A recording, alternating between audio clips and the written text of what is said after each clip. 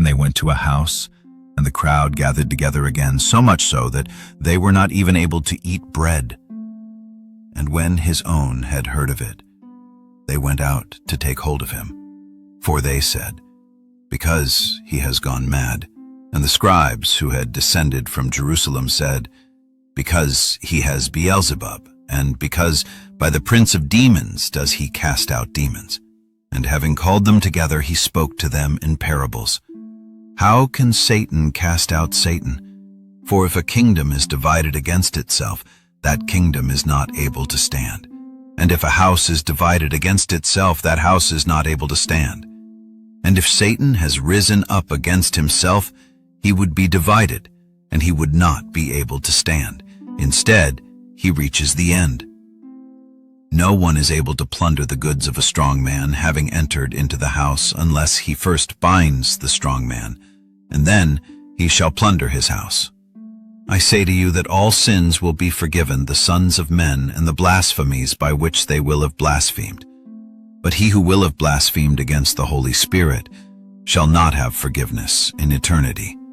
Instead, he shall be guilty of an eternal offense, for they said, "He has an unclean spirit." And his mother and brothers arrived, and standing outside they sent to him, calling him. And the crowd was sitting around him, and they said to him, "Behold, your mother and your brothers are outside seeking you." And responding to them, he said, "Who is my mother and my brothers?" And looking around at those who were sitting all around him, he said, "Behold, my mother and my brothers. For whoever has done the will of God, the same is my brother and my sister and mother." And again he entered into the synagogue, and there was a man there who had a withered hand, and they observed him to see if he would cure on the Sabbath, so that they might accuse him. And he said to the man who had the withered hand, "Stand up in the middle." And he said to them, "Is it lawful to do good on the Sabbaths, or to do evil, to give health to a life, or to destroy?" But they remained silent, and looking around at them with anger, being very saddened over the blindness of their hearts, he said to the man, "Extend your hand."